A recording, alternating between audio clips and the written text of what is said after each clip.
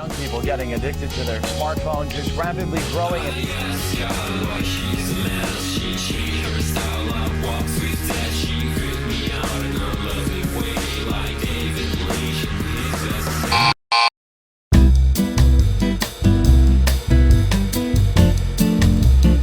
Hello, everyone, and welcome back to the show. For this episode, the 22nd episode of our series, we have Thomas David Kehoe.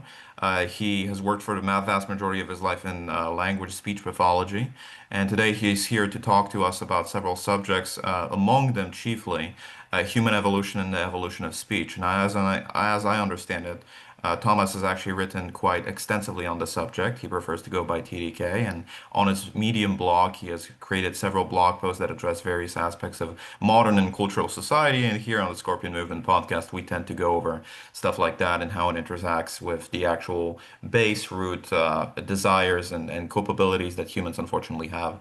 So, T.D.K, welcome very kindly to the show. I'm very interested in how would you describe the kind of work that you do and how the paper that you've recently written fits narrowly into it. Well, first of all, let me say that I stutter, so I am using an anti-stuttering device. I don't know if you can see it, Mhm. which will make me talk a little bit slower. Um, so, and that's I invented that uh, about um, 30 years ago. So that's what my day job is in speech language pathology and particularly stuttering treatment. Uh, Mhm. so yeah, so and my parents are anthropologists, so I've always been interested in human evolution. Um, so what we um, what I want to talk about, excuse me, is why our ancestors' brains tripled in size over the last 2 million years, and we the about 7 million years ago, our ancestors split off from the ancestors of chimpanzees and gorillas. They stayed in the forest. Our ancestors went out onto the Havana, and over about 5 million years, our ancestors' brains increased about 20%, just a slow increase in brain size. Then, about 2 million years ago, our ancestors' brains rapidly tripled in volume over 2 million years. Do you have that screenshot Yep, I of the got it. increase in brain size during human evolution? So you can see. That now the so why did our ancestors evolve these huge brains? Um, so natural selection is prob- problematic here because large brains use more calories, require a constant temperature regulation, are prone to injury, and most importantly, uh, um, kill women in childbirth. So natural selection typically involves smaller, less conspicuous animals that are better able to survive.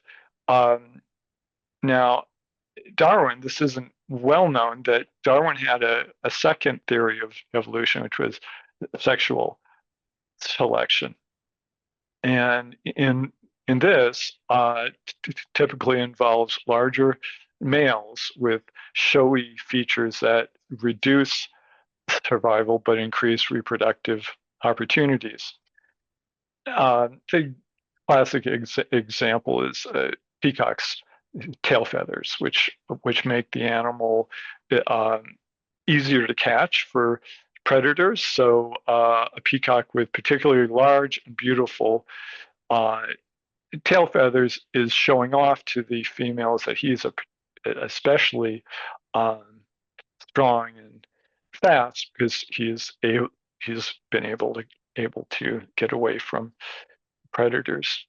Um, so it appears to me that our ancestors' brains evolved from sexual selection, that um, they were our ancestors were choosing each other for intelligence.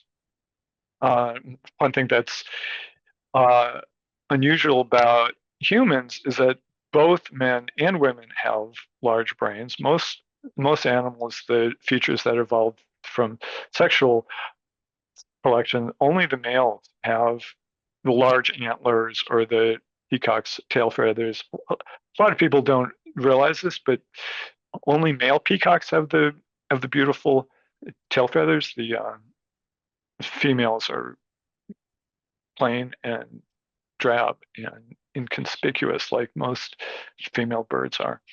Um, so that's one thing that's unusual about humans, that it appeared that men were choosing women and women were choosing men, and whereas in almost all other animals, it's the females that are choosing the males. Um, and then we'll talk. When the question is, what part of our brain uh, evolved to be huge? And the triune brain theory says there's three parts of brains. There's the basal ganglia, which is the also called the reptilian brain. It's like controls our heart and lungs and arms and legs and walking and all that stuff. All things that we share with all other animals, including reptiles.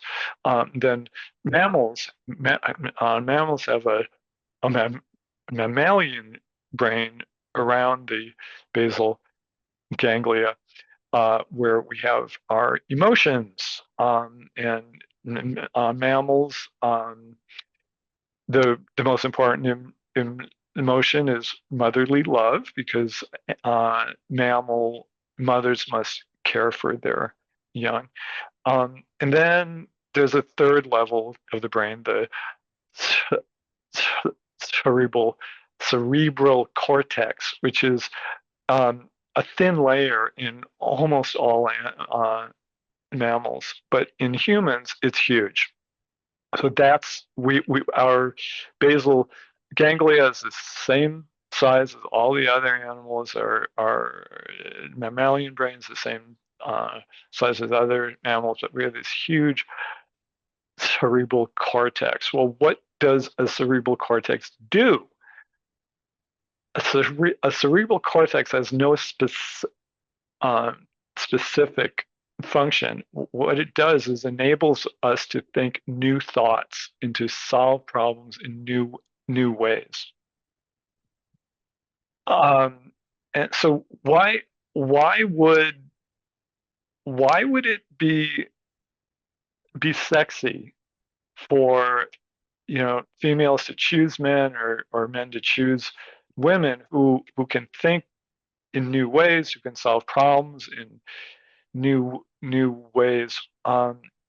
Why? What's sexy about that? Do you want to guess? Oh, you're asking me. I Yeah, thought it was a very rhetorical question. commenting that there's a lot of theories about why our ancestors' brains are so big. I mean, one of them is that um, tool tool tool use. Man the tool tool maker. But Mm-hmm. um, if you look back on the tools that our ancestors made, for the first like million years of our brains getting bigger, they were rocks. Yeah. Well, and maybe the first million years they were rocks with one chip, like one side chipped off, and then for the next 2 million years they were rocks with like two sides chipped off. Our ancestors' brains got much bigger with very little obvious improvement in tools. Mm-hmm. And what we uh, think of as the tool maker, like bows and arrows and things, I mean, bows and arrows were invented like 15 or 20,000 years ago. I mean, almost everything we think of it as tools. Bronze tools, iron tools. Those were like, in the last 10,000 years. So that can explain how our ancestors got bigger brains. Another theory is that our ancestors left Africa and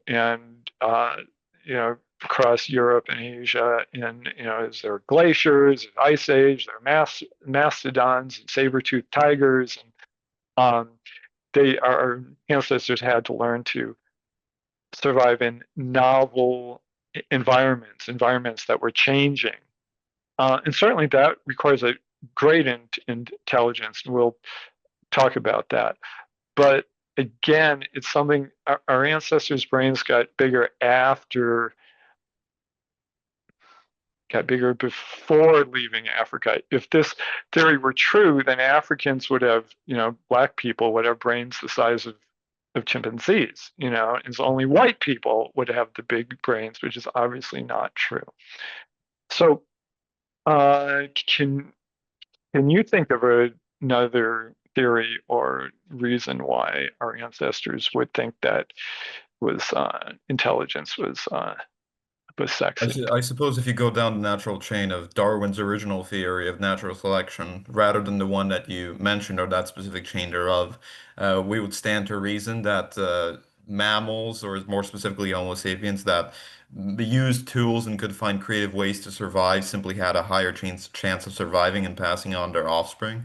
But there could be also like a rare like sapiosexual element where the mammals themselves or humans throughout human evolution were more trained to actually like engage with the possibility of tribal survival mechanics, that they were social creatures from the very beginning, and that cortex, which you first described as a very thin layer in the vast majority of not only mammals but the rest of animals, but as a complex and intertwined interdeveloped system in the vast majority of early humans, we can then stand to reason that that was first and foremost used in order to form those, social dynamics that would enhance the probability of intelligent traits being passed on.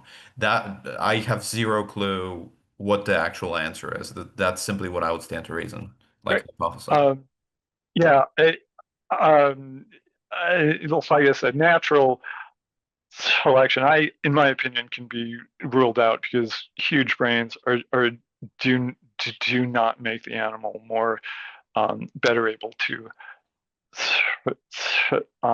survive. Quite the opposite. Hmm. So um, now, when our ancestors moved out of the forest onto the savannas, the um, food changed how they ate. Let me do another screenshot here. Of We course. click screenshot and this one. Okay, so You might want to click capture send. You might want to click send as soon as you capture it. send. Okay, there we go. Um, okay. I forgot to click send I on the noticed it last regardless. I, one. I just didn't Okay. notice this one. Thank you for sending All it. right, that's fine. We don't need the other one. So the point is that chimpanzees eat almost everything on the spot, right? I mean, they're like eating leaves or fruit, whatever. They find the food and they eat it. Okay. Humans collect food or hunt food and bring it back to camp. Okay, and share. And a lot of the foods humans eat have to be processed or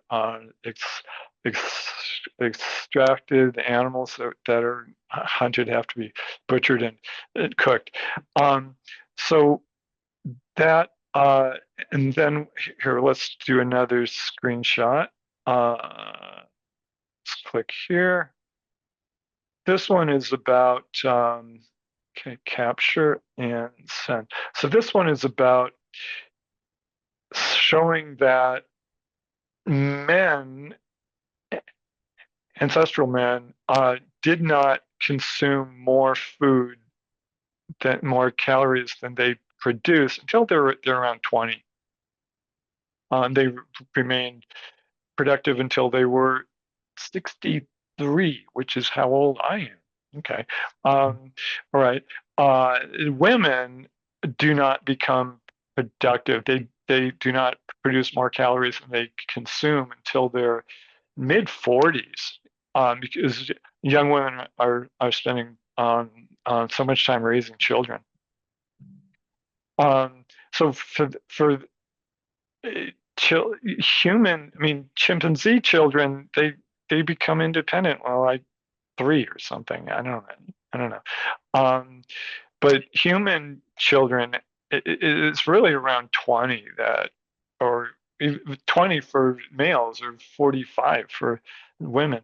Um, so the point is that ancestral fathers, and you can see in this chart that men produced a lot more calories than women. So children needed their fathers to survive, and that was true ancestrally, and is true now that children are raised with both parents are more likely to thrive than children raised by one parent.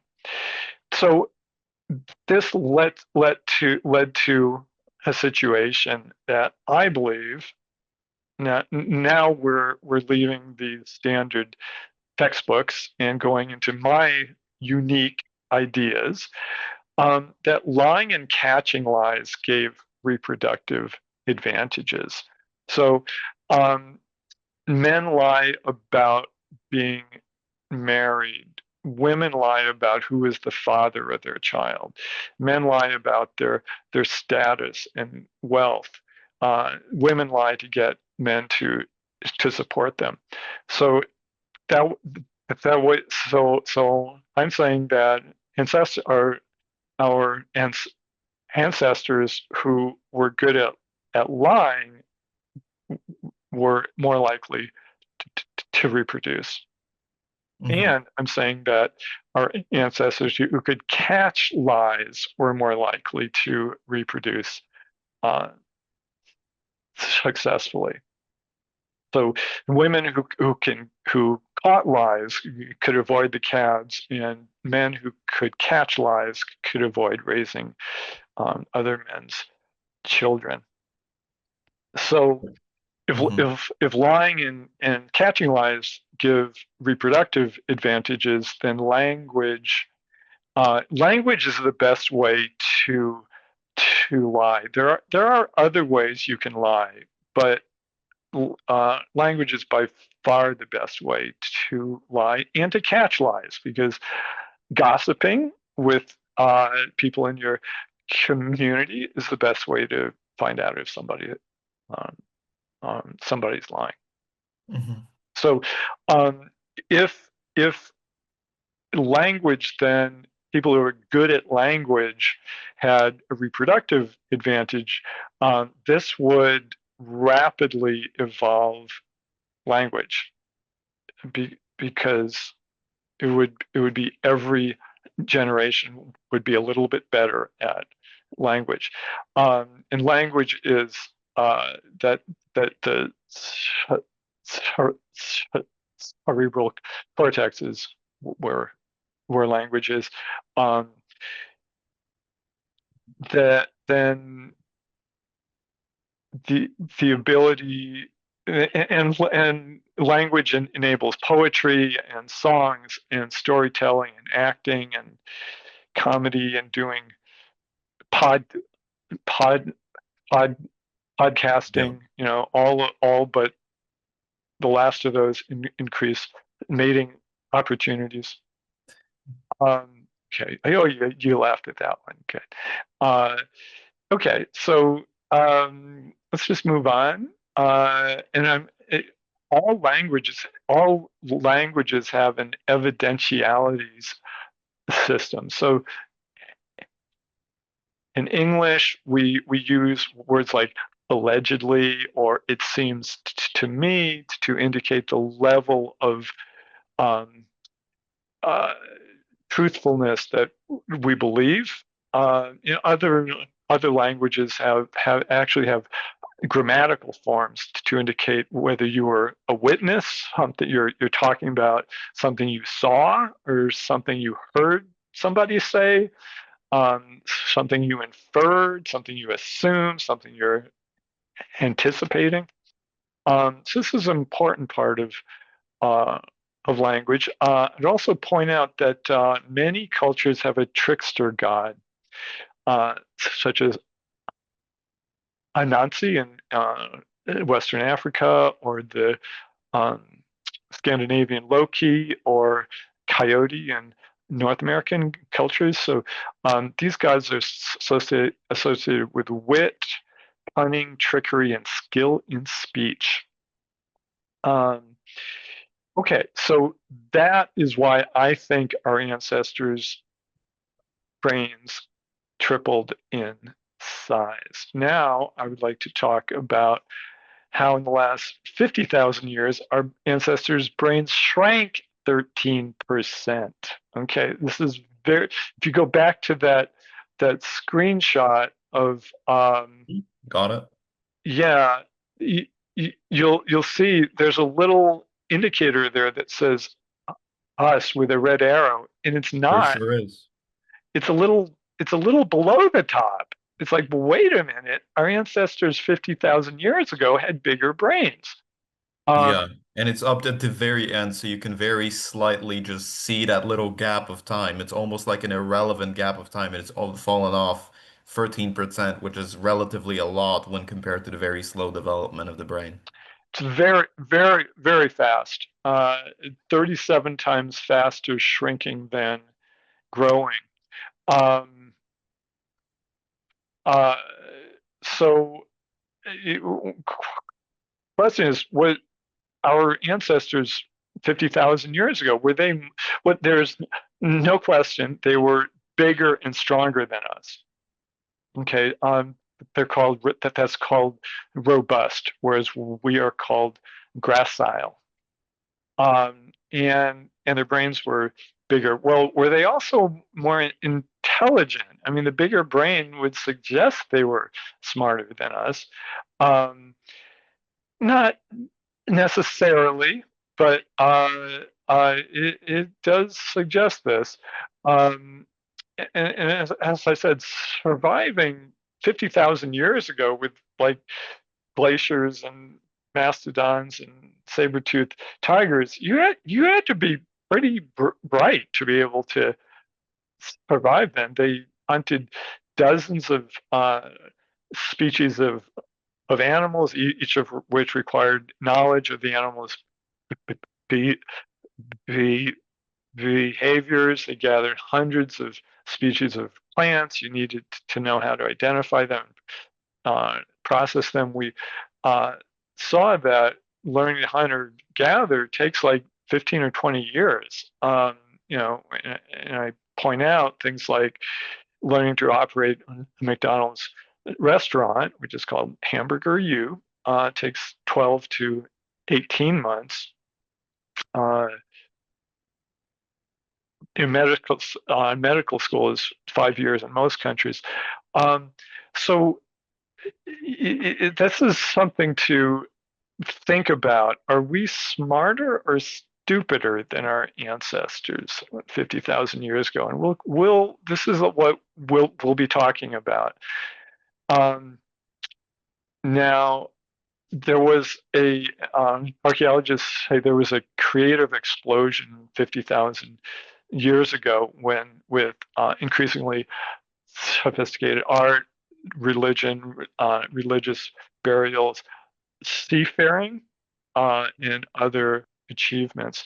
Now, let's do another screenshot of the last 50,000 years of human brain size. Let's see, let me click on screenshot, and here, and capture and send.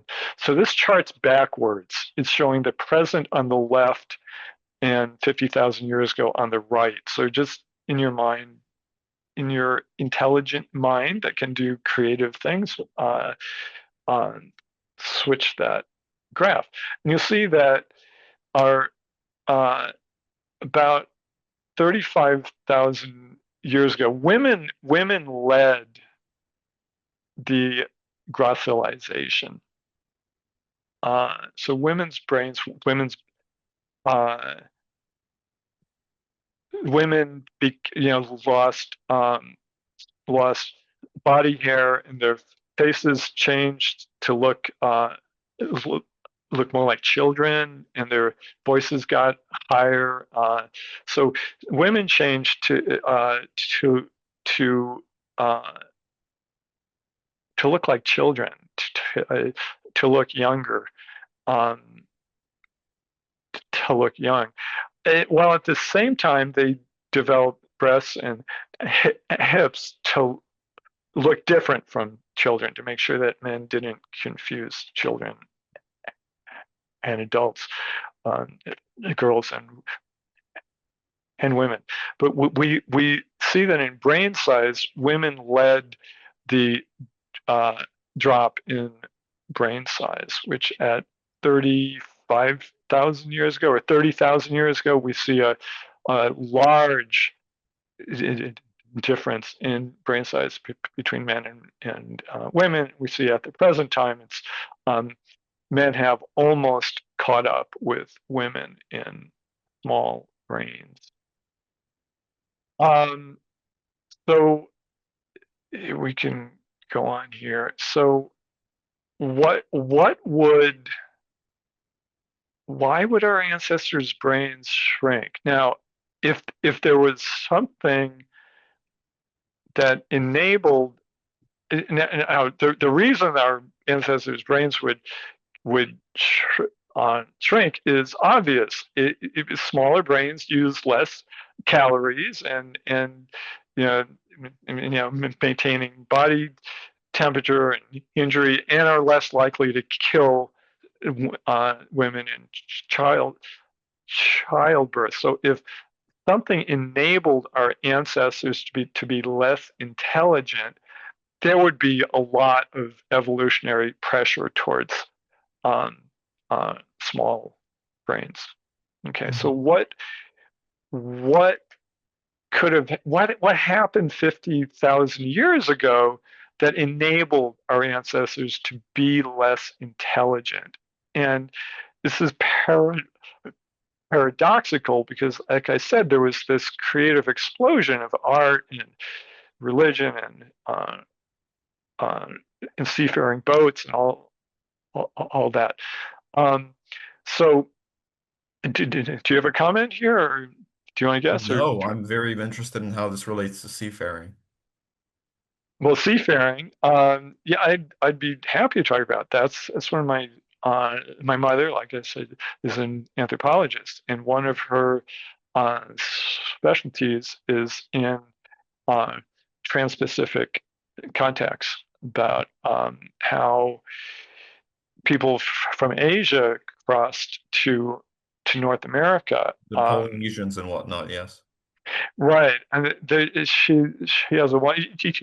You can invite uh, my mother on. She'd be happy to do her trans-Pacific contact talk. Just wonderful. She had wonderful pictures and things of archaeological artifacts, uh, of Chinese artifacts found in Mesoamerica. Um, Very interesting. But we'll yeah. Anyway, the big example of seafaring 30,000 years ago, I think, is the Australian Aborigines. Okay, so anyway, so let's go on to why I think our ancestors' brains got smaller, that we got stupider and smarter at the same time. How is that possible? Um, that um, that something changed, that lying, the nature of lying changed. That from being one-to-one lying, from men and women lying to each other and catching lies, that a new lie, what I call a golden lie, was invented. And this lie, this is like the greatest lie ever invented. was that if you don't kill your neighbors, if you don't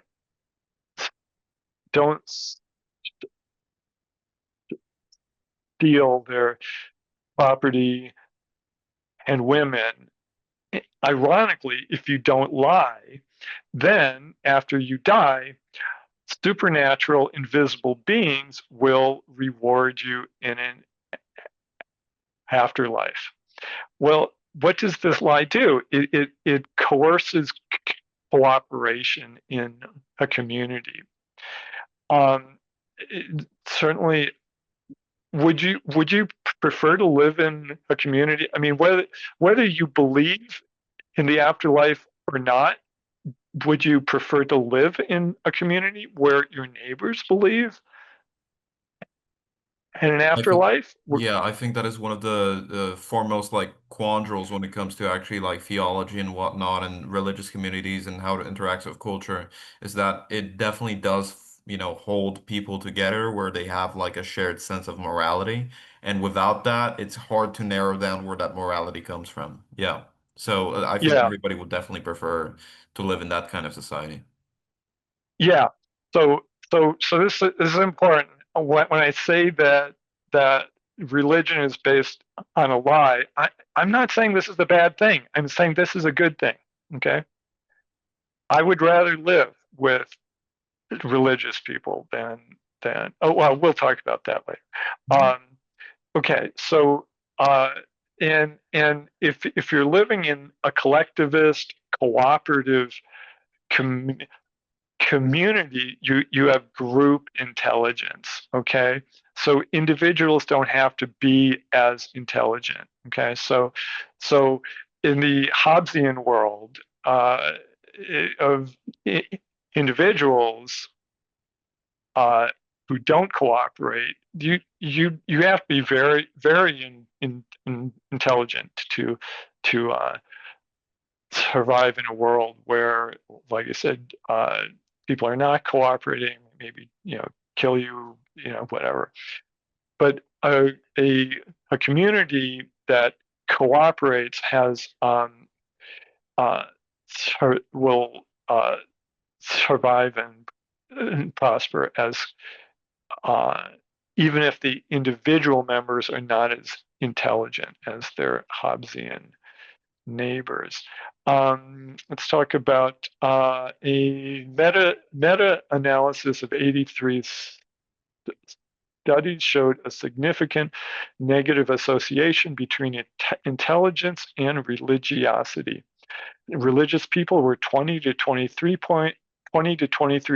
IQ points less intelligent than non-religious people.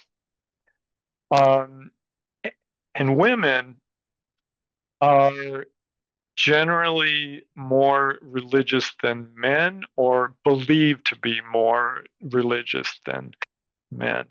And so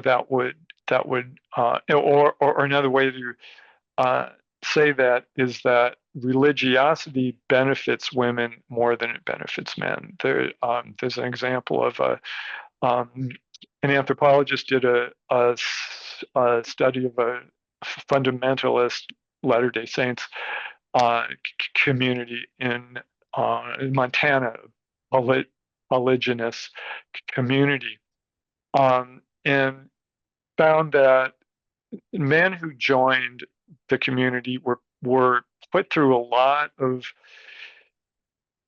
tests to show that their commitment to the community. Particularly, they were um, uh, sent to work in construction jobs in Washington to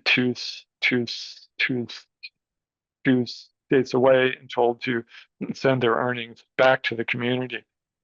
Whereas the women, um, the the uh, the attractive women were quickly married to the sons of the founder, and who lived in the best houses and had local jobs.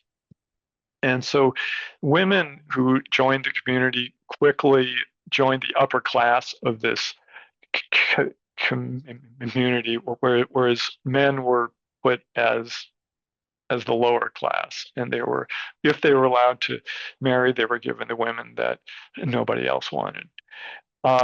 So we can see that religiosity can explain why women led gracilization and the um, decrease in brain science. Yeah, so yeah, I just talked about that. We talked about how uh, young women are generally more credulous, easier to deceive than older women, and they're more likely to produce large families. So that would sexual selection by men choosing women would have favored credulous, domesticated, young-looking women. So, okay, let's move on to agriculture very briefly. Agriculture started about 12,000 years ago and created more lies, such as or shared falsehoods. Let's say one shared falsehood was that some men owned land. Land was something that somebody could own, and these men became rich and powerful and had more wives and children. Um, Another lie was that farmers are better off than hunter gatherers. Actually, farmers were small and malnourished compared to their big, strong hunter gatherer neighbors. And hunter gatherers had a better lifestyle. They got to roam around the countryside. They got to meet other groups of people.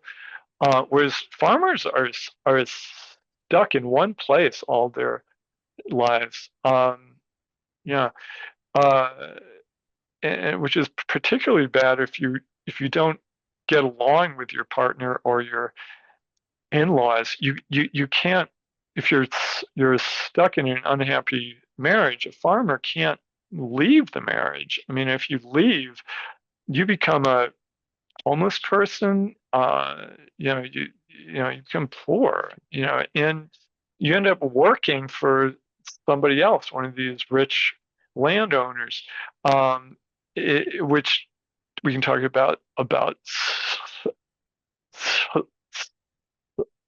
slavery. That's another falsehood of agriculture, particularly if slaves believe that they are slaves by nature, which Aristotle talked about. And then another lie or shared falsehood that developed when cities developed, which back in the hunter-gatherer era, communities were no more than about 150 people, which is called Dunbar's number. It has to do with our brain size. But you put more than 150 people together into a community, then you have to develop the shared idea of us versus them. And so you might have, we live on this side of the river, they live on that side of the river, but there's increasingly abstract ideas about where we draw the line between us and them, such as ethnicity, race, religion, and language. Do these people talk the way we talk? And then above all was the shared falsehood of class, that um, rich people versus poor people. I'll just mention briefly. Religion has, in particular, Judaism fostered trust in trans regional networks of trade. So if you were a trader, and you're going between two or more communities, maybe you had a ship or something. Um, this was back before money, before banks. Like, you needed to have partners you could trust, and that in sharing a religion, believing in the same God, believing in the same punishments in the afterlife would be a way you could trust a trading partner, and that was how Judaism uh, spread. Um, and we'll see that that has come back to haunt the Jews. I'm Jewish on my mother's side.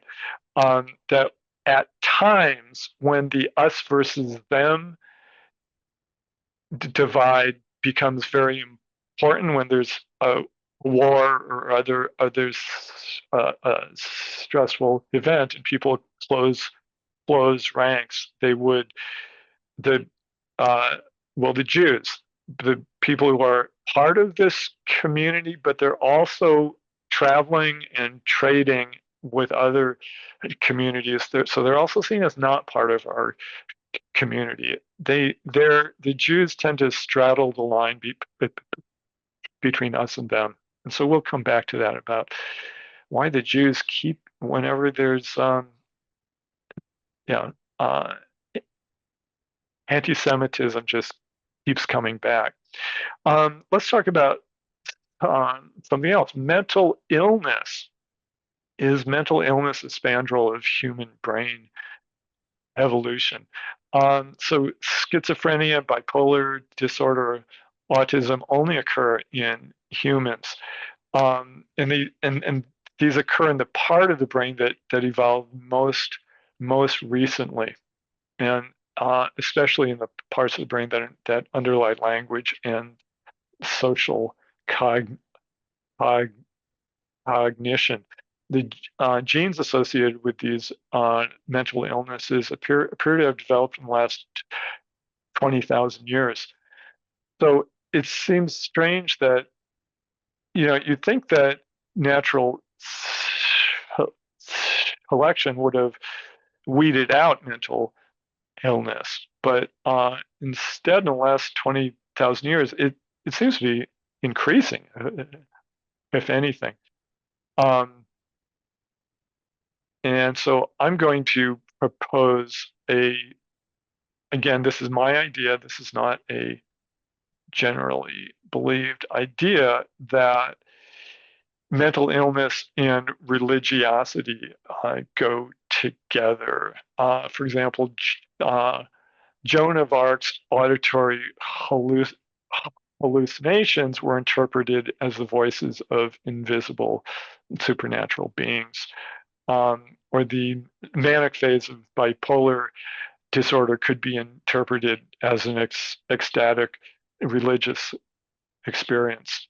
Or a woman with borderline personality disorder could join a convent with um, similar women who focused a diffused sense of self onto an invisible supernatural narcissist, followed the invisible narcissist's rules, and exalted the narcissist without the invisible narcissist doing anything to disrupt the relationship. I'll talk about two other items here. Maybe adults, maybe autistic adults, such as especially Asperger's. These individuals might have chosen to live apart as an aesthetic, and they would have been revered as a wise or saintly person. And then lastly, I want to talk about a child on the autism spectrum was believed to be a changeling replacement, and the real child had been stolen by by fairies. Well, is that happening now?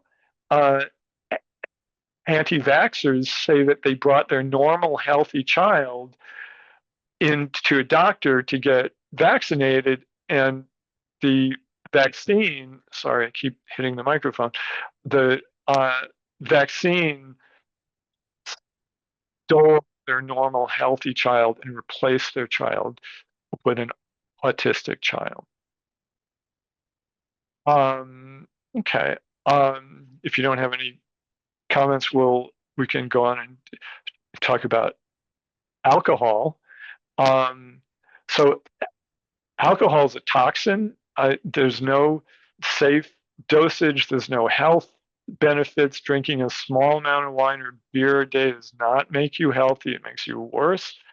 Uh, it's one of the leading causes of death and mental illness. Certainly, alcohol consumption makes us less able to survive, whether survival requires throwing a spear accurately or not crashing your car.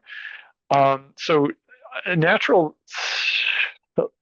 selection should have evolved us to avoid alcohol, but alcohol is consumed in every culture around the world. Well, what does alcohol do? It down regulates the prefrontal cortex, so which means that the prefrontal cortex performs the executive functions such as decision making, behavioral flexibility, and controlling stress and fear. So the idea here is that maybe a lot of us have too much prefrontal cortex activity, so which would result in self-doubt, in inhibition, in negative thinking, and that If I can pose a theory for a second and inquire about it, doesn't this suggest that people who are more intelligent or who are neurodivergent are more likely to fall victim to like alcohol abuse as a way to like dwell that kind of overthinking?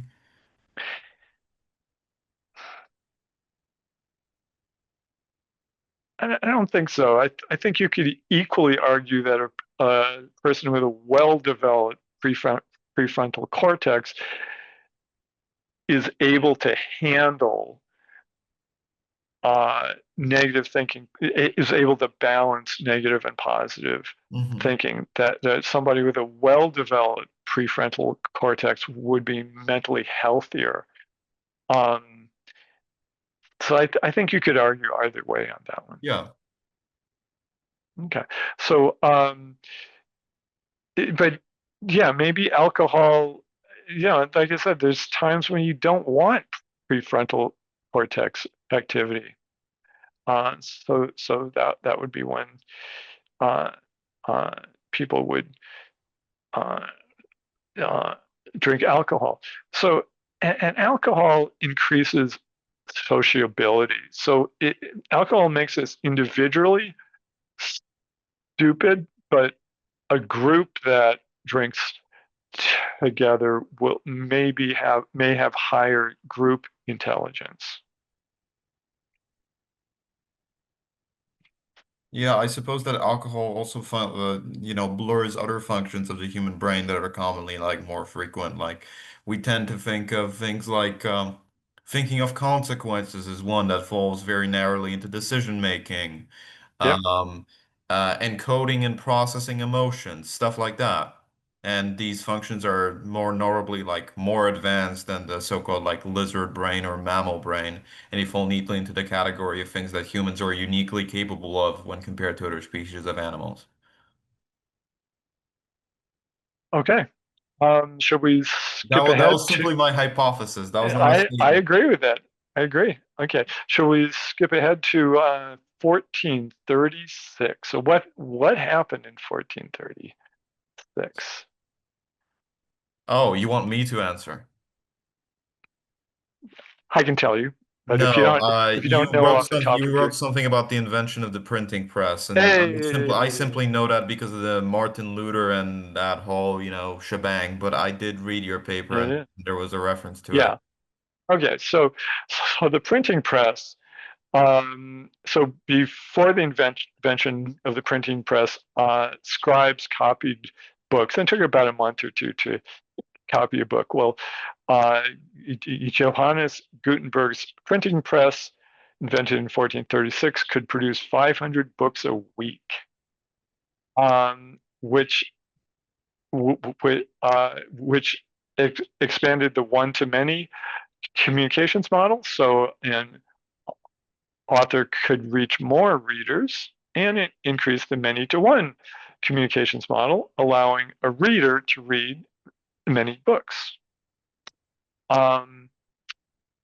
Okay, now I have a radical idea here. Now, if you look at the scholarly research on early printed publications, you see they are mostly profoundly religious or intelligent scientific works. Well, those are the ones that survived. Those are the ones that the scholars have paid attention to.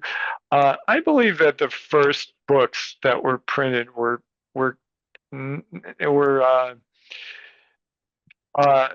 printing presses were first used to spread ethnic slurs, medical misinformation, religious fraud,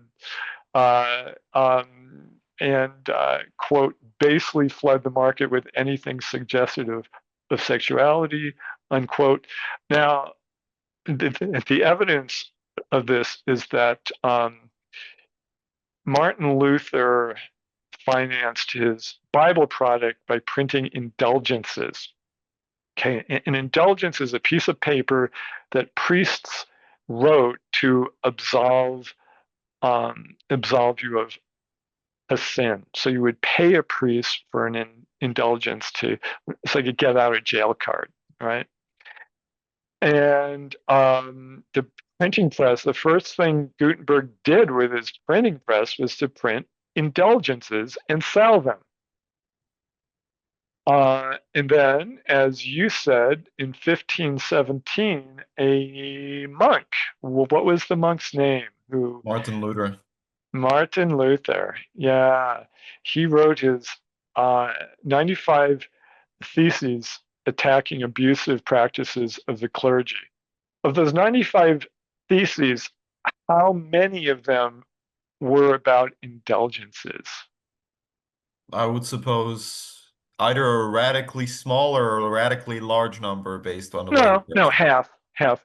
Yeah, relatively large. 45 of the 95 theses were attacking the priests for selling indulgences. So Martin Luther started the Protestant Reformation, which was a revolution against the Catholic Church and the priests.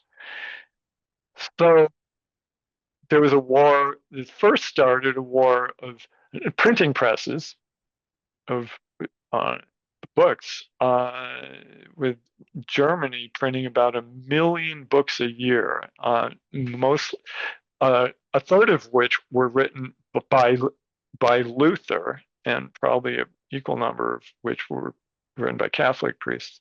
Mhm. So that was the first.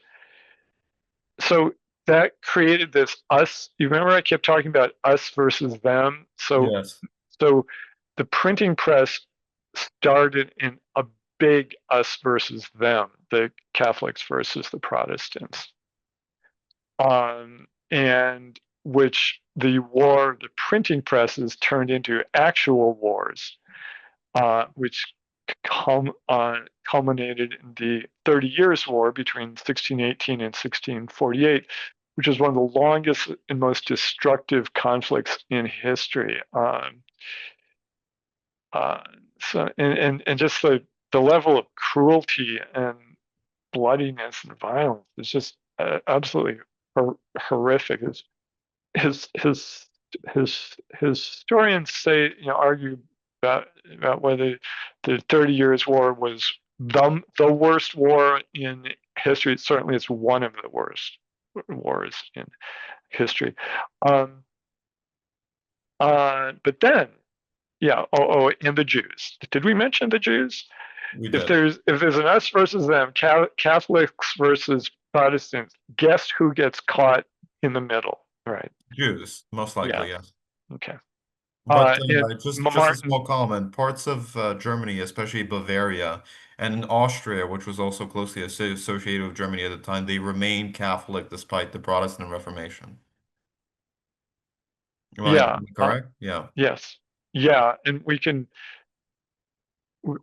talk another time about Adolf Hitler and about how he believed in cons, conspiracy theories, and the Jesuits, the Catholics, were a big part of his conspiracy Hmm. theory, theories, and the Jews, Hmm. as well as others. Okay, so so we saw how the printing press, which was a revolution in communication technology, first spread lies, chaos, and uh, misinformation, which turned into violence, societal violence, bloody wars.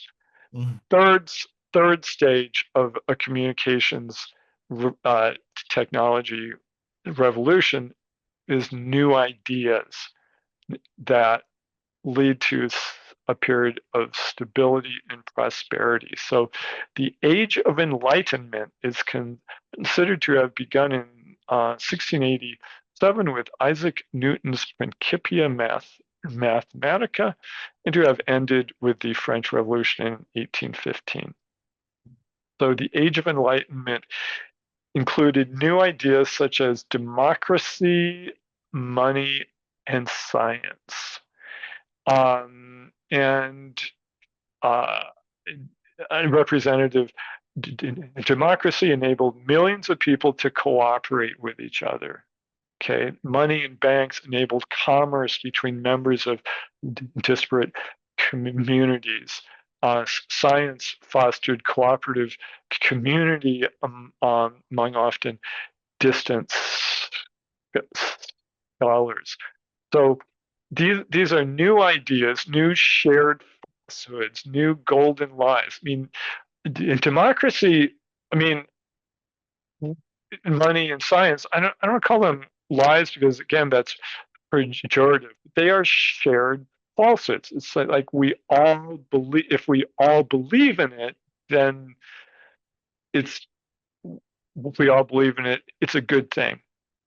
But the idea that a green piece of paper is worth something, that's a lie. You know, Hmm. or science. I mean, I don't say lie, but the idea that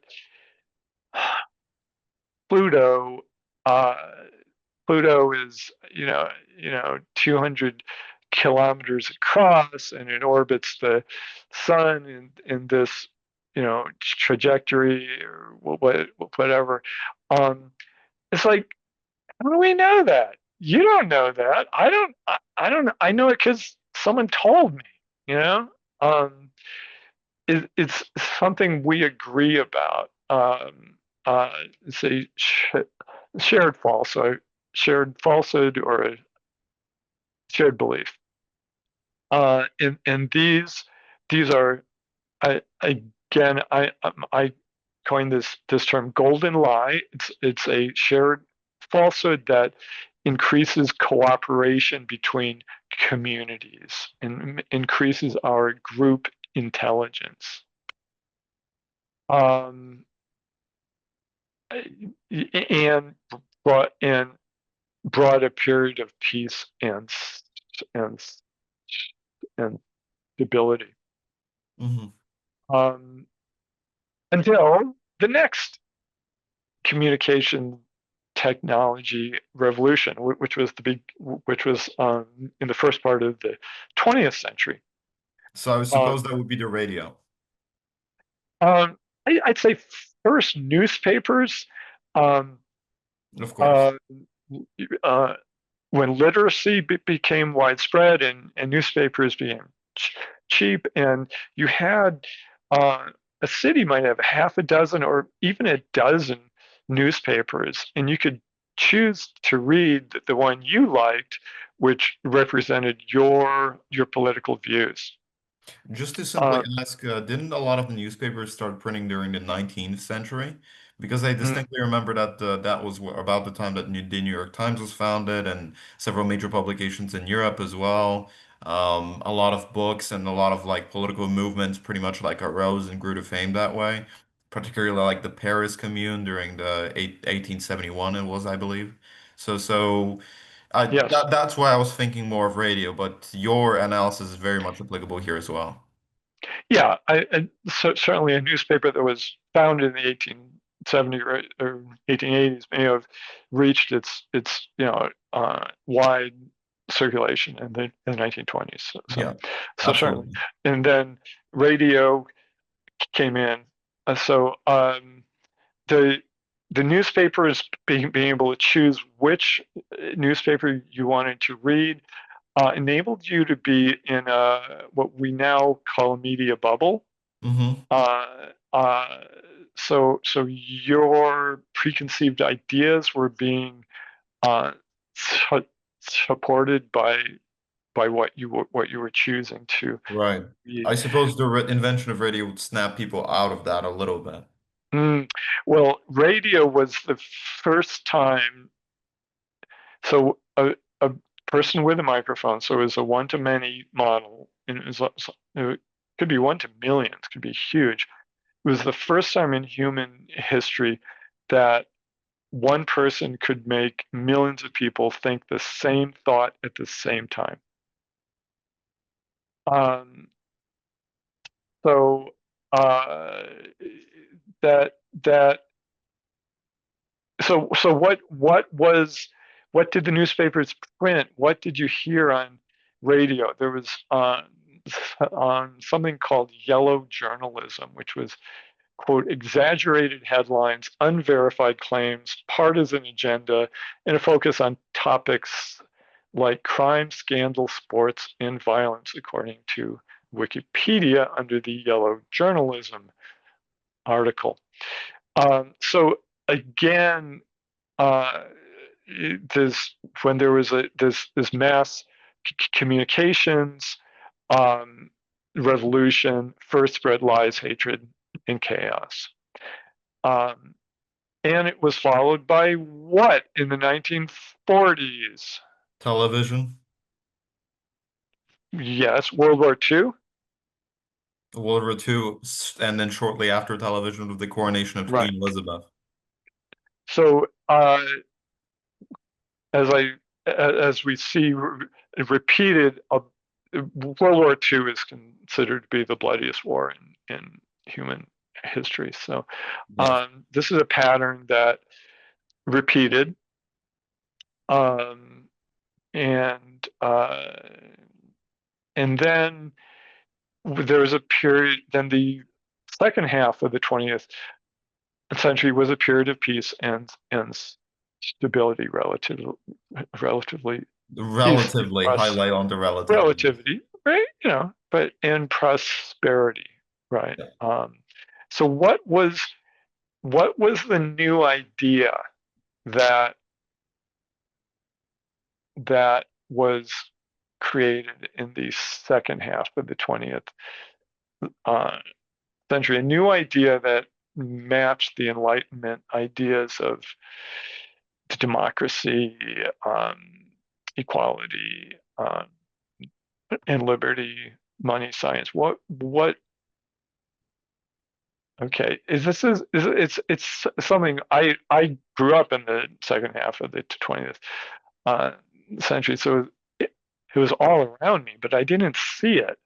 Um, that mass in the first part of the 20th century, we had the rise of mass communication. Well, we also had the rise of mass production and mass consumption, where when Henry uh, Ford, made the Model T, which was affordable, the first car that was affordable by millions of people, and you could have it in any color you wanted as long as it was black.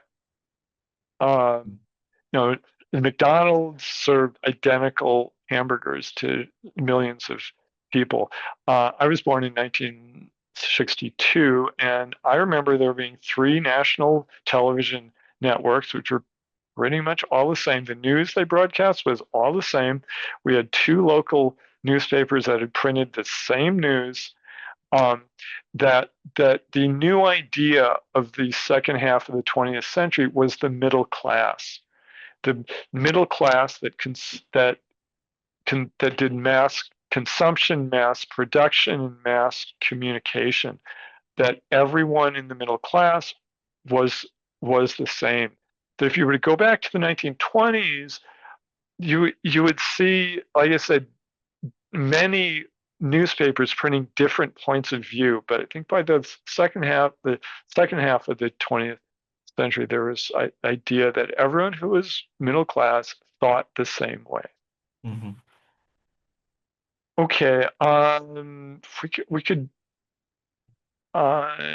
briefly talk about something that I think there was a reversal of credulousness in the second half Yeah, of and the then you later 20th touched upon century. the Flynn effect. I remember reading that passage. Yeah, yeah. So the So Flynn linking back to effect like the says, original theory on like lies and how like the invention of the lie was rather purposeful and kept us alive rather than being a coincidence. I think that ties back neatly to that in the beginning of the discussion, right? yeah, the Flynn effect says that every generation is 5 to 10 IQ points on smarter than the previous generation. And this effect has been seen since the 1930s. So for pretty much the last 100 years. So it suggests that a person who had an IQ of that the average IQ in 1932 was 80 compared to 100 in 1997. And there's lots of explanations of this, of the Flynn effect. Very good explanation: universal public education, better nutrition, fewer infectious diseases. But I want to point out something no one else has pointed out, was the arms race between advertisers and consumers. That we are extraordinarily good at recognizing commercial or political messages. I mean, how long does it take you, when you go onto social media, turn on the radio, whatever, how long does it take you to go, oh, this message is an ad? I mean, seconds, fractions of a second. I've been trained to do it all my life. Exactly. You have a superpower, right? And we all have this superpower. We don't notice it because everyone has this superpower. And advertisers are in politicians are constantly trying to innovate, come up with new types of advertising, new ideas, to try to break through our superpower to recognize when. I'm not saying we're being lied to. I'm not saying that advertisers lie, but advertising is kind of a shared falsehoods. Mm. Uh, okay, let's move on to the 21st century where we are now. So 2004 was when Mark Zuckerberg started Facebook, considered to be the beginning of social media. And we saw social media rise, probably I think 2009 was when the like button was invented. In my experience, 2012 is when social media changed my life for the worse. And I can talk about that. But what have we seen social media spread? Lies, chaos, uh, and misinformation. So for the first time, so in mass communications, one person with a microphone could be talking to millions of people. Mhm. But with social media, for the first time, millions of people could be talking to millions of people. So every time you click like on Facebook, anyone can click like on Facebook, and that is broadcasting your likes or dislikes to God knows how many people, sometimes millions. So I believe that we are in a period now of of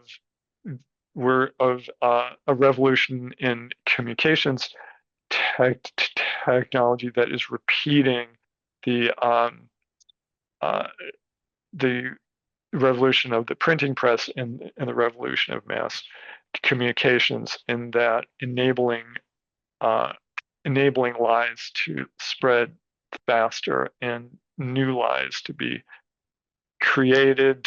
So this period of um, lies, chaos, and misinformation. Um, and what will follow next will be a period of the bloodiest wars in history, followed by new ideas. Hopefully, your generation will come up with new ideas that will end the end the wars and bring in a new period of peace and prosperity. Um, and we can talk about AI. Is Yeah. AI another communications technology revolution on top of just 20 years after the last one that we're Yeah, not? touching back upon what you said very briefly, hopefully it will be my generation, but from the way that things are looking from the ground up, we can always just pass it forward to the next generation and have them worry about it, right?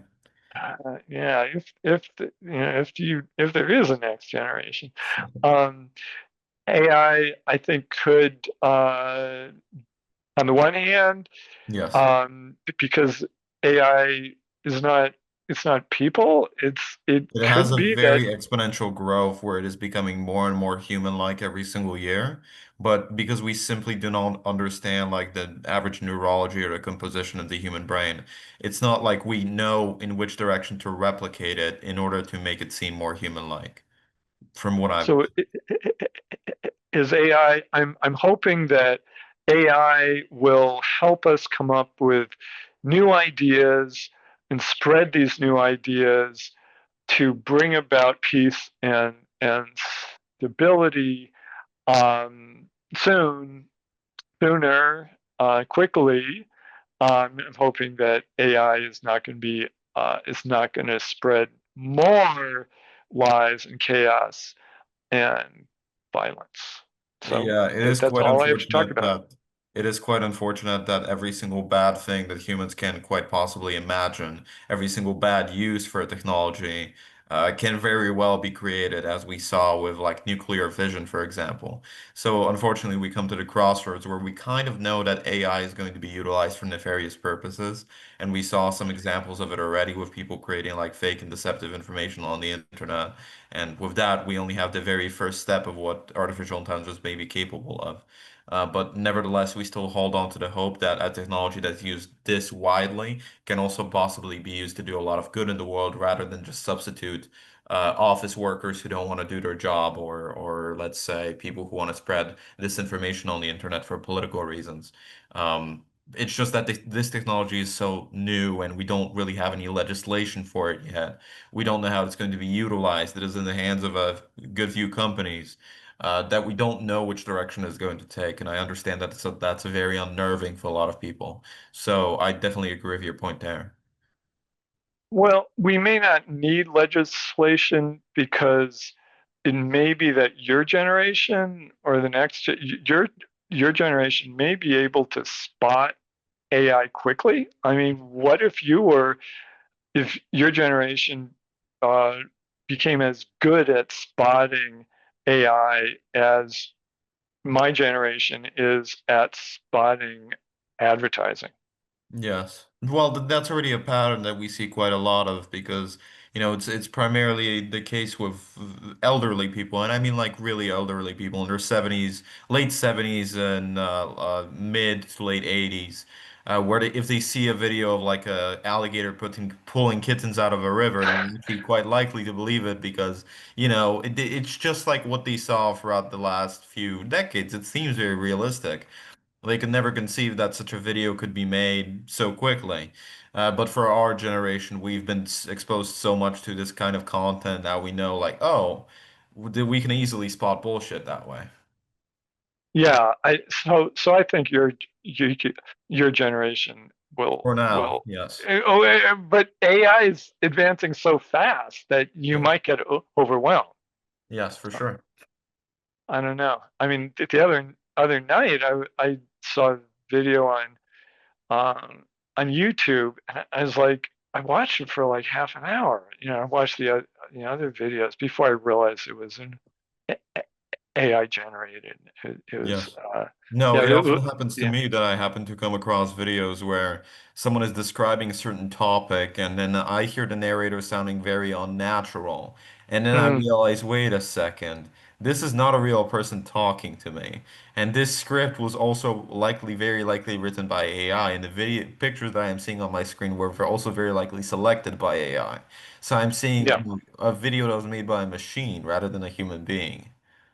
yeah. The video I saw was of a freeway with 80 speed bumps across the freeway, and cars drove 120 miles an hour and hit the speed bumps, and some of the cars just drove right over the speed bumps without a problem. Other cars went flying through the air, spectacularly crashed and burned. um, and I was like, why is it that the F-150 just drove right over the speed bumps, but the hyper truck just spectacularly burst into flames, and I was like, why? Yeah, And I I kept wonder watching why. these cars, Yeah, yeah, yeah. and there was a Subaru. I drive a Subaru, and it made it through the speed bumps without the but not very well. Um, and then and eventually I realized, wait a minute, this is AI generated. They Yes. didn't really do this. I was like, and it took me about 20 minutes, half an hour to realize that, your Ford Focus going 120 miles an hour. Really, do Ford Focuses go 120 miles an hour? Yeah, they're gonna get sued when somebody actually tries to do that. Yeah. Anyway, yeah. So that's my talk. Yeah. No, it is quite interesting, the various like discussions that we had because they do seem like very separate discussions, and then how we interconnected them with that pattern of like lies and language and how it all ties together because those very primal instincts that we described in the very anthropological composition of the human brain, whereas we react at our very core, and then on the outside we're able to handle emotions, and then on the very outside we are able to be capable of the more so human functions that are further blurred with the inhalation of toxins or alcohol. I mean that fundamental like system of human development then ties down back to the lies, to the use of like these mythos that we organize society around, to how it influences modern day politics, through the influence of language, the printing press. And I know that language is pretty much your career. It is what you've centered the vast majority of your life's work around. So seeing how it has developed over time, especially with that background of having parents who are anthropologists, then you can tie, all these sorts of topics together in a pretty neat fashion. There's a couple of other things that I wanted to quickly ask about. I Sure. did notice while reading your paper, and I'm asking this on behalf of my co-host as well. You put a little bit about nationalism and how it was one of those shared falsehoods that you defined so early on in your paper. And you described how nationalism primarily came into fruition in the 19th century, which is not a controversial take by any means. That is generally the consensus, and we see the reunification of Germany and of Italy. But you wrote that when Italy was unified in 1861, it's estimated that less than 10% of Italians actually like spoke Italian. So this highlights a phenomenon, whereas we tend to think of countries and like cultural identities as these intertwined groups, but in a lot of cases, language is very much constantly under the process of being learned, the same way that like infants absorb language when they're very young, where they hear it. then cultures tend to do the same thing, and they tend to do that at a rapid pace. So would you agree that cultures can very often like adopt new languages or styles of being? I mean, I primarily notice this Sure. whenever I visit Europe over here, because more and more, even when I go into a non-English speaking country, people just speak English to each other. What they have no reason to speak English, but because it's so omnipresent, it sort of gets absorbed into the culture. And with the I don't know much Italian. I believe the unification was called the Rismorante or something of the sort. I Um, don't know. so something of the sort. They have a specific name for it. But when that whole thing happened in the 1880s, I suppose that the same phenomenon occurred. So what are your thoughts? About language, new languages. Language, the languages that we think of now were only recognized in the 1840s and Yeah. 1850s. It's like it used to be, especially in Eastern Europe. I read a good book about the history of Eastern Eastern Europe. Um, you know, it used to be there were, you know, this valley people talk this way, and the next valley they talk that way, and this village they believed in this religion, and that village they believed in that religion. Um, and people more in Eastern Europe, it was just this patchwork of languages and religions and ethnic groups, whatever. They look like this. Those people over there look like that, um, and they more or less got along with each other. It's like, yeah, every other generation they killed each other. You know, um, but it's only after it's like I said, 1840s, 1850s, this nationalist idea started, where it's like, no, we speak Czech or we speak Latvian or whatever, Ruthenians. That we are an ethnic group. We have our language. We have our eth, eth, eth, ethnicity, Ethnicity, our yes. customs. Again, drawing the us and them boundary, and then after World War One, The Ukrainians and the Lithuanians come to mind because they were very, little. They weren't really these ethnic groups, but the language sort of united them, where they sort of recognized, hey, we're a bit different from these other people that are around us. We speak a bit different. Let's unite under one banner. And then the political circumstances kind of forced them to do so, right? right. So the after World War One, with the Wilsonian ideal of self-determination, or whatever they're all, Yes, Eastern Europe. self-determination. And that was in his, many, many points. So when the Austro-Hungarian Empire collapsed, when the Ottoman Empire collapsed, the idea was that people would vote for what country they wanted to belong to, right? And then lines would be drawn between these new countries. Yeah. And it didn't really work out. It just it sounds like a good idea, but what could possibly go wrong?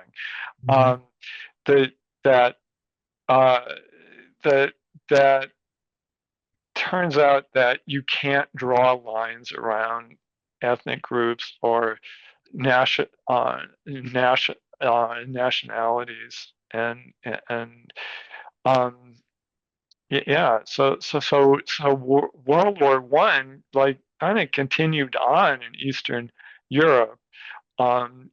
Then blended into World War Two as ethnic groups were, nationalists were fighting each other. Yeah, I think pretty much every single country in Eastern Europe was dealing with some sort of like ethnic and then national issues when we think about it, because of course there was like the issue of the canal that had split Germany in two and Poland. There was the Mm, issue of the Ruthenians when they were fighting on the front of right. the Russians, and they were sort of caught in the crossfire. In the Baltic states, there were a lot of Latvians that lived in Lithuania and the other way around. In Bulgaria, there was a border of the Romanians that was not quite clear. Hungary and Romania most notably had a very fierce, let's say it politely, debate over who should control a vast majority of the land between these two countries. And then, of course, like Yugoslavia, Right. semi-united, but under 16 different ethnicities and probably even more languages at that time in the interwar period. I mean, now that you pointed out, yeah, pretty much all of Eastern Europe was not very well united under these labels of like statehood and ethnicity put into two and two together. So those early ideas of nationalism, where every single group of people that had their own language, that had their own national character and identity, would get their own country. That was very quickly debunked throughout these years. And I think that there's no better representation of that than the claim that you just made. Yeah, yeah. So you know, cheers for the Hungarian Empire. Um, I liked I liked the joke. I mean, Americans don't laugh at this joke, but apparently the son of the last emperor of Austro-Hungary, he became a diplomat, and um, one year there was a soccer match, I guess, in the World Cup between Austria and Hungary, and someone told him that Austria and Hungary were playing in the World Cup, and he said, "Who are we playing against?" Yeah, yeah. No, that's the Habsburg. It is quite funny because they had Otto von Habsburg. They had Edward Habsburg now, who still to this day is the ambassador of Hungary to the Vatican Oh, City. And good, good. he's like a social media personality as well. Like he ran like a cooking show on YouTube, like at one point. It's quite hilarious what can happen. And then you think about it, and he's like one of the proper heirs to the former throne of Austria-Hungary. No, it does touch very close to heart because my great grandfather was actually like in the Austro-Hungarian army. So then Hmm. this comes back to like the very topics that I'm also quite interested in. But I definitely see how Austro-Hungary is a very good example of these kinds of like patterns of like national like ethnic linguism, how these two like intersect, how people develop that their own sense of identity and culture and nationhood, and how a lot of the time those labels can themselves be misleading. And I definitely see how that ties back to the rest of it. But it was quite interesting to me that the statistics was that less than 10% of Italians did speak Italian. It makes sense in practice, but it was also quite distancing for me because it made me look at things from a different perspective. I just want to ask quickly again, if I may ask some more questions about the concept that we talked about earlier in this conversation of grassalization. We talked about Rationalization. yes, we talked about men and women and the main difference between them. In fact, we see them on the chart that we have of throughout the years how this has changed. Could you quickly describe grassalization? Uh, quickly or technically, the quick quick way to say it is we are smaller and scrawnier and have smaller brains than our ancestors 50,000 years ago, who were called rob robusts. So Yes. so the but it's also that women women especially changed. Men didn't did not change as much, but as I say, women's bodies and faces and voices um, changed with grass gracilization to look younger. Uh, so here we are. Um, okay, neoteny is retaining the appearance of children into adulthood. Neotenous traits of both genders include globular or round skulls that are large in proportion to the body, lack of facial and body hair, flattened and broadened uh, faces, relatively large eyes, smallish nose, uh, uh, small teeth and jaws, and yeah, and women uh, led gracilization. So whatever drove gracilization benefited women before it benefited men. Mhm.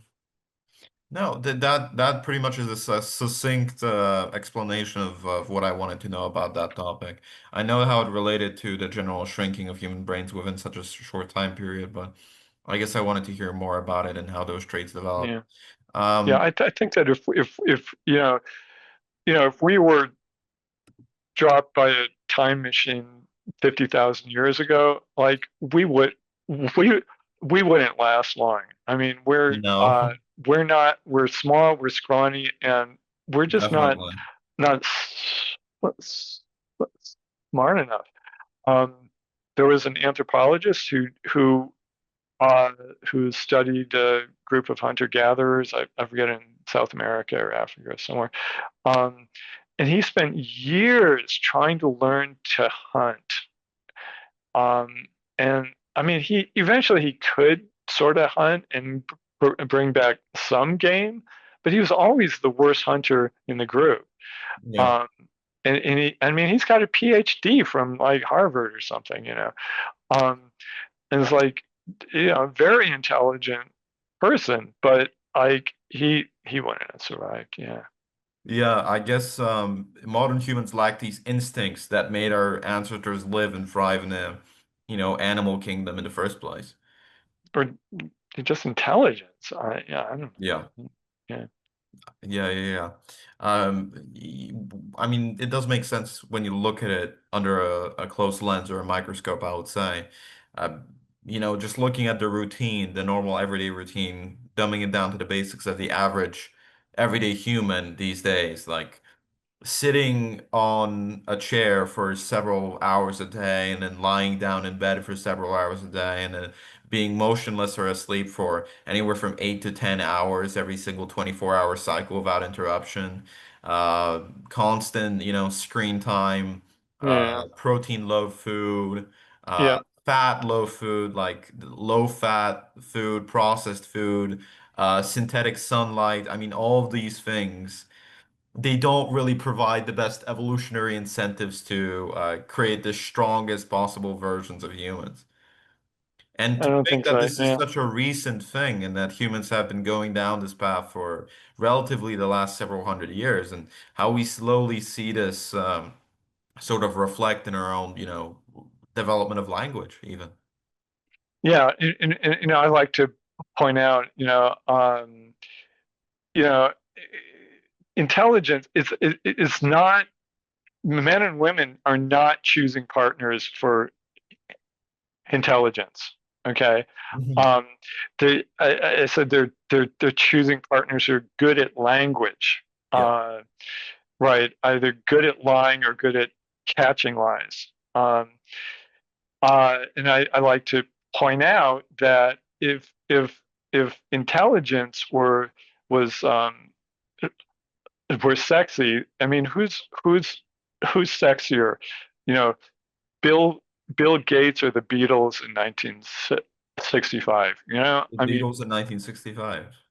yeah, I mean, Bill Gates, I presume, is the smartest, one of the smartest people around. It's like, young women are putting posters of of K-pop boy bands with Yes. good hair on their uh, in bedroom walls. They're not I'd be far putting more concerned if pictures you of were putting up Bill Gates. posters of Bill Gates, right? I'm also glad that you named Bill Gates as one of the smartest people as opposed to people like Elon Musk. Yeah, Asperger's is something Yes. I think I know something about. I mean, I have mild Asperger's. I had a homeless man sleeping on my couch for 3 years who had severe Asperger's. So I got to see up close what real Asperger's looks like. Great guy, really. I mean, he loved to fix things. He loved to help people. A really nice person, but um, like I say, he was homeless. I mean, all of Yeah. his adult life. He dumpster dived whole foods. So every night Wow. when I was going to bed, he'd leave. Then when I'd wake up in the morning, the refrigerator would be magically filled with everything you could want from Whole Whoa. Foods. Um, so I'm like, he at times he could be a little hard to live with, but like the food was good, so I can, Okay. yeah. But anyway, um, uh, what, So why did we just talk about that? oh yeah, no, I was just about to jump back into the discussion. We were talking about Asperger's because we came Yeah. back from the topic of Bill Gates and Elon Musk, Ah, and how Bill Gates was Elon. less Yeah. attractive even to these young women than, let's say, the Beatles in the heyday or boy bands in K-pop now. Primarily because humans don't recognize that kind of intelligence as necessarily attractive. We tend Yeah. to, look back towards these the way that you define them, these habits of lie catching and these verbal deceptions, that and the shared falsehoods was one another term that I really liked in your paper, the shared falsehoods one, because kind of show the way that music bands do it is also kind of a shared falsehood if you think about it. It's like a Yeah. Oh yeah. feigning Oh this yeah. sense of comfort and security, and this is the same way that religion did it. Why do you think like religion incorporates music so heavily? Why do you think that the spread of religion is more ever present wherever there is music and some show of theater and other components involved? And I know that a lot of your work also centered on your Medium blog, it also centered around like the rise of the National Socialists and Adolf Hitler. Right. Well, that was all spectacle. There was no Yeah. logical way of convincing people to gang up against others within their own country, to start fighting amongst themselves, to start disregarding their own logical processes and following a single leader. The way that you do it is by appealing to the free parts of the brain that we previously talked about. Appealing to like a sense of fear within the amygdala, appealing to a sense of like a lack of control of emotions, wanting to stabilize things, and then last, if everything else fails, then you try to appeal to logic, but more often than not, you just sort of try to push as many lies in there as you can. So that Mm, way, you have greater amounts of distraction that you can then use to save time and points towards the other things that are more emotional. And I'd say that we see this more often than not. And of course, you'd have plenty of time to speak about this were the opportunity different if we had more time. But we see this more often than not in everyday politics now, yeah. in the news cycle, where every single discussion, it seems, whether it is between two people with radically different points of view or similar points of view, it tends to coalesce in this real butting of the heads, where whenever a single logical argument comes across, or you can find something that you can possibly then stick to and have an actual discussion about the meanings of it, about the consequences of it, etc., put in a chronological pattern, immediately that argument, because it is so long and because it requires both people to be on the same page, is then skipped, and we skip over to the emotional argument because it is far more effective in a political discussion to actually say, well, you want children dead. And both sides do this. Right. This is one of the most common arguments that we hear. You want children dead because you believe what you believe. This is literally every single person of every single political persuasion I've heard make this point. Because the sooner that you can make a point that is as extravagant as this, the sooner you can convince people to snap out of their emotions and sort of gaslight them and convince them that they are thinking in an evil way. And a lot of Yeah. conscientious people, people who score high in conscientiousness, will then begin to Right. self-doubt themselves, and that just Mm, creates this cycle of like political indoctrination. And really, it does really have all of its roots in the manners that you prescribed above. I think there is like a real link there. So I bet that is what a lot of your work also focused on, just from perusing your blog posts. well, what I'm working on now is a blog post about Adolf Hitler and Donald Trump. So Yeah. the um, title, yeah. So uh, I've been the blog post has six 60,000 reads on medium.com. The title is 13 similarities between Adolf Hitler and Donald Trump. Mhm. Um, but I've been working on it. I've been rewriting and reading more and updating it. So 60,000 reads is huge. Mhm. People, it's Well, it's a it, very that interesting topic, you know? yeah, yeah. And we could do a whole Oh, I'd podcast be more than about happy this, to but at some time, but it's nice that you got to briefly explain sort of what you're working on. I find it the fascinating how you can, like coalesce all these different topics. And at first, you would hear about like the process of like human development and evolution and think that anthropology and linguistics is entirely different from modern day politics, but in fact, it couldn't be any further from the truth. And yeah, I mean, our podcast is pretty much about like the intersection between culture and science. It is pretty much all that we talk about. So it is quite interesting to hear it from like a first person point of view. well, I could read you just the last paragraph of the For sure. blog Go post. ahead with it. I just wrote this morning, that let's go up here. I'll read you the first paragraph and the last paragraph. So the first paragraph is the personalities of Adolf Hitler and Donald Trump couldn't be more different, but the times are similar. Voter dissatisfaction with ruling elites created anti-establishment populist movements. These anti-establishment populist movements molded, shaped, and changed Hitler and Trump into anti-politicians, rewarding them for be behaviors that would have ended the careers of other politicians. Yeah, that sounds about right. Yeah. And then the end of that, that's the first paragraph, and the last Hmm. of it, um, last one. Adolf Hitler was an introverted artist who'd been homeless on the streets of Vienna. Donald Trump is an extrovert who inherited wealth. He was a real estate developer before a successful career as a television actor.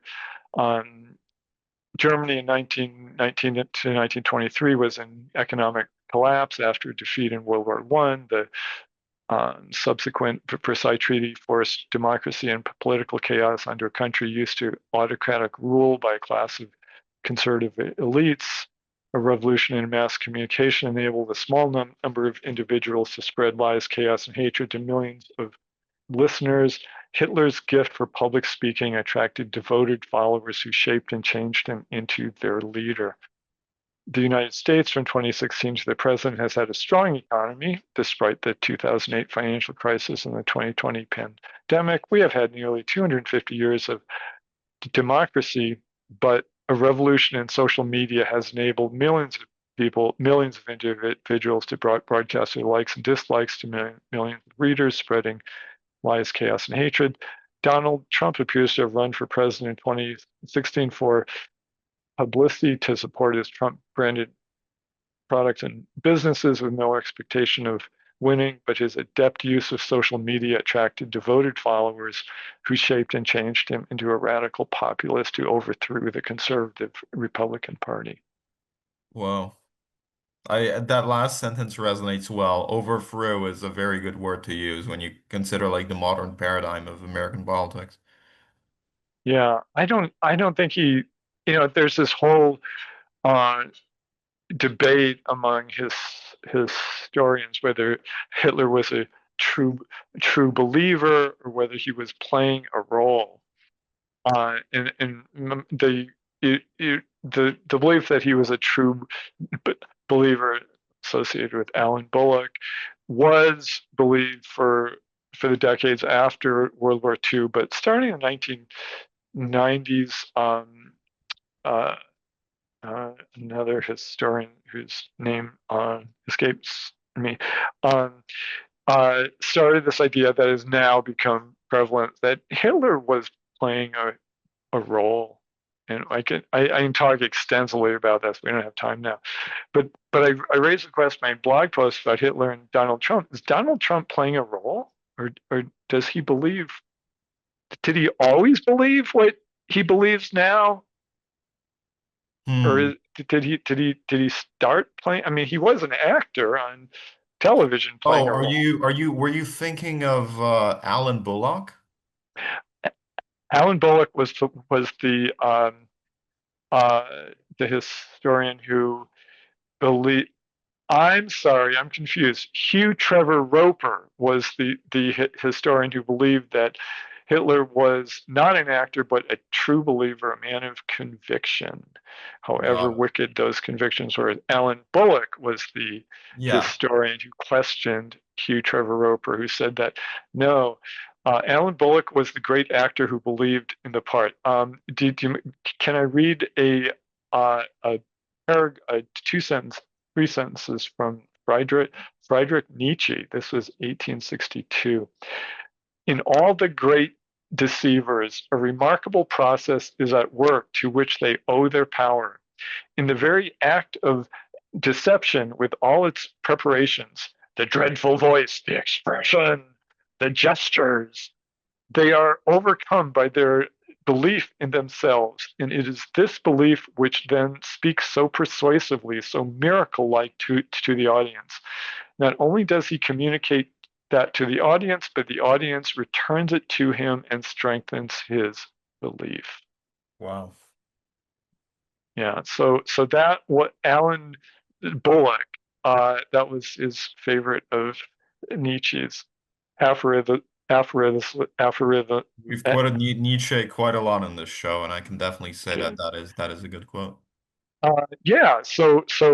Uh, uh, Alan Bullock said that Hitler was an actor who was playing a role, and then his audience responded to him because he was so good at the new mass media Hmm. that his audience responded to him and then shaped him into this leader that he wasn't prepared for. Uh, Hmm. and so my question is, Donald Trump, I mean, he again mastered social media to far better at social media than any other uh, uh, politician. But then did the audience that the people who responded to to him have they shaped him into someone that he was not bef, bef, before 2016? Yeah. Well, TDK, I think that about wraps up our discussion, I would say. Okay. Unless there is Well, anything thank else you. that Oh, we've been talking any for 2 hours. Oh my God. yeah, oh, well over 2 hours. We've been recording for just short of 2 hours, but we did have a short consultation beforehand. Unless there's another comment that you would like to make, I would just like to quickly reassert that again. It's quite interesting how all this ties together, isn't it? Uh, yeah, I mean, I hate to be one of these middle-aged men who has like one theory that explains everything. Yeah. There's a lot of these books out there about the one thing that explains everything.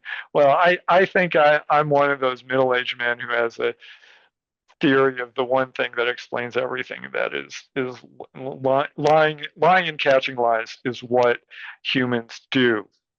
Yeah, the verbal deception, lie catching, the shared falsehoods. Yeah. This explains everything in human evolution and human history I think you've and made a pretty present. convincing point for that, and I'm nowhere near educated enough to refute you on it, but I did notice, a lot of different things that tie back into all, congruent topics from the more STEMmy subjects to actual like cultural history of different civilizations throughout the globe. So as far as your claim goes, you can very neatly tie it down to lots of different areas, and I'd be interested in exploring how it goes and develops further. And in the meanwhile, of course, you are welcome back at any time if you want to talk about your more recent work. TDK, it was a pleasure having you on. Thank you for It was a inviting very me. long discussion, and certainly as someone that attended university for numerous years, it is very rare that you can go for over an hour listening to someone talk about a subject without getting distracted. But in this case, I was able to do it, and it not only takes practice, but it takes someone who's able to describe their, the concept that they're talking about quite succinctly and relate it to the listener. So I do quite appreciate your time, and once again. That was a short for that 2 hour version was the short version. I have a blog post. I bet. I'll link it. I have a paper which is my to do list for this weekend is to learn how to use the Substack. Of course. And I will put the full length It is the new paper frontier. on on on Substack. So it's over 10,000 words, Of and course. if I could get a publisher to pay me, I would expand that into a book, and we can go into the publishers are not Well, interested I in will be glad to assist in the spreading website. the word. Once again, TDK, thank Okay. you. I'll quit Okay. Thank you recording for now. inviting me. Uh, Goodbye.